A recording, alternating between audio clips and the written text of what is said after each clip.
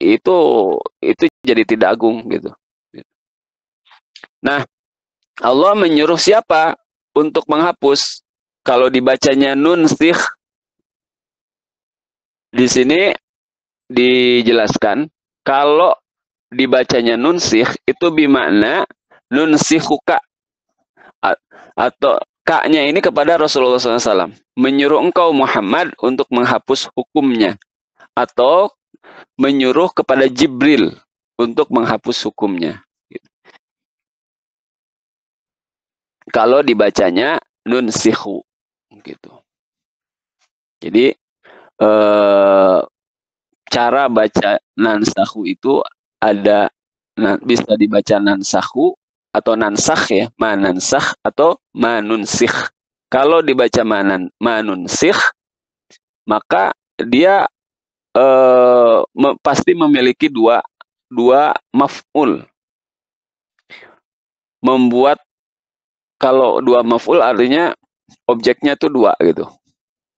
Maka objeknya yang pertamanya apa gitu, jadi pertanyaan kan. Nah, ini bisa Nabi Muhammad yang disuruh untuk menghapus atau malaikat Jibril gitu. Kemudian ma nansakh min ayatin au nansauha, ya. Mana saja yang kami hapus dari suatu ayat, au nansauha, atau yang kami tangguhkan ayatnya. Jadi ayat yang kami hapuskan hukumnya, apakah dengan lafadznya atau tidak dengan lafadznya, atau ayat yang kami tangguhkan. Dalam arti apa? Ditangguhkan. Ditangguhkan itu nuakhiruha fala nuzil hukmaha wa narfa'u tilawataha.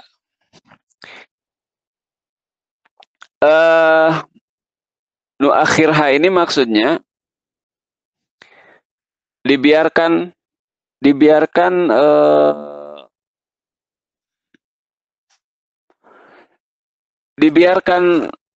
hukumnya gitu, dibiarkan hukumnya berlaku, tidak diturunkan, maksudnya di sini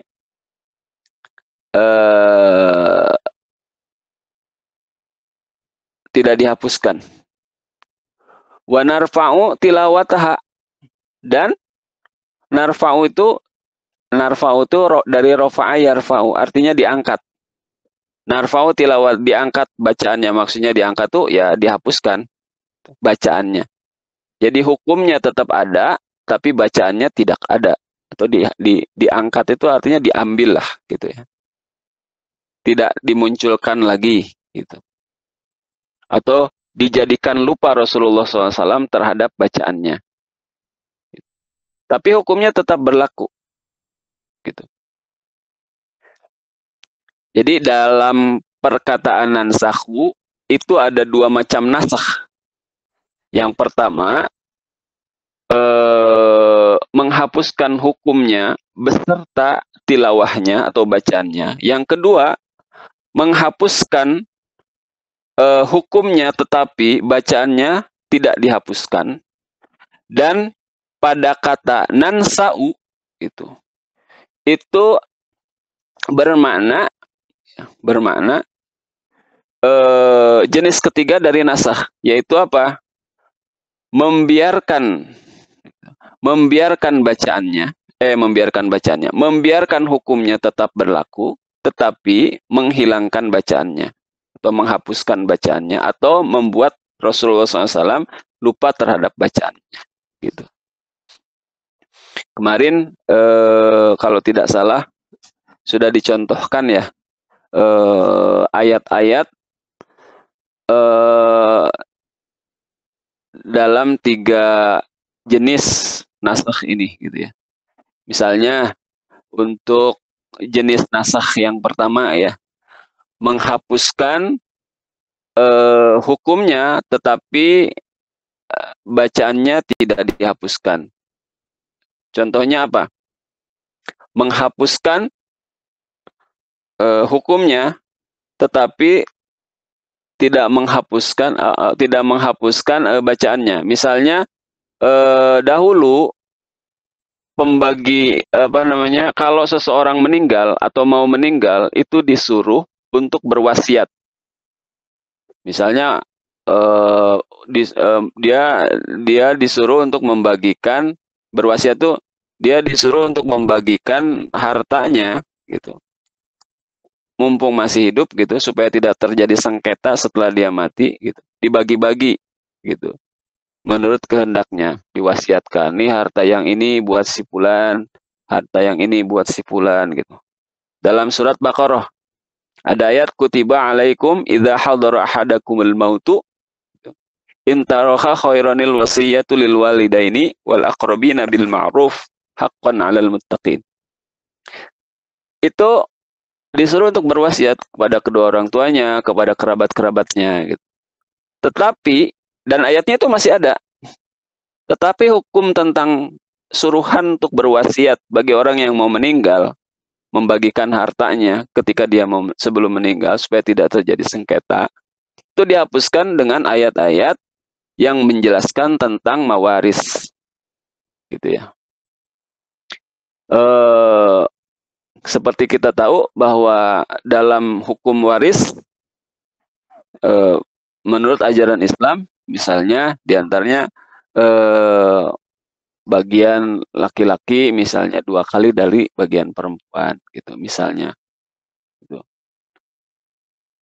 Kemudian ada bagian ibu, ada bagian ayah gitu. Bisa. Ada bagian cucu, kalau misalnya ayah tidak ada itu cucu mendapatkan bagian, tapi cucu tidak mendapatkan bagian kalau ayah ada misalnya. Itu aturan-aturan waris yang kemudian diturunkan oleh Allah Subhanahu wa taala setelah ayat tentang wasiat itu menghapuskan aturan wasiat itu. Tetapi dua-duanya ya ayatnya ada. Tetapi ayat tentang wasiat masih tetap ada dan kita baca masih kita baca setiap kita mendaras Quran ya, ketika ketemu di surat Baqarah ayat itu gitu. Masih ada bacaannya. Dan di dalam kata nansahu itu juga masuk ke dalamnya jenis nasakh yang kedua, yaitu menghapuskan hukumnya gitu, dan juga menghapuskan tilawahnya atau bacaannya gitu. Jadi menghapuskan hukumnya dan menghapuskan bacaannya. Contohnya ada ayat dulu itu masyru' rodo'atin yurhimna gitu.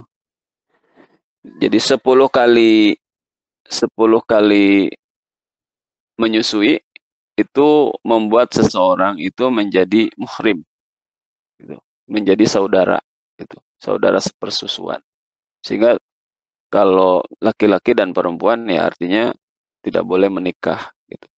Kalau laki-laki perempuan meski ibunya beda gitu, tapi apabila dua-duanya itu pernah menyusu kepada perempuan yang sama gitu ya, sampai 10 kali, maka dia itu jadi saudara sepersusuan dan itu tidak boleh menikah. Dahulu begitu ayatnya dan hukumnya. Tetapi kemudian hukum ini dihapuskan dan juga ayatnya juga dihapuskan. Kemudian jenis yang ketiga itu masuk dalam kata nansauha. Gitu.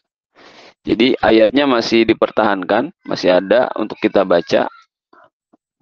Salah, kebalik ya. Ayatnya sudah tidak ada gitu, tetapi hukumnya dipertahankan. Hukumnya dipertahankan, masih tetap diberlakukan. Seperti apa? Seperti hukum rajam untuk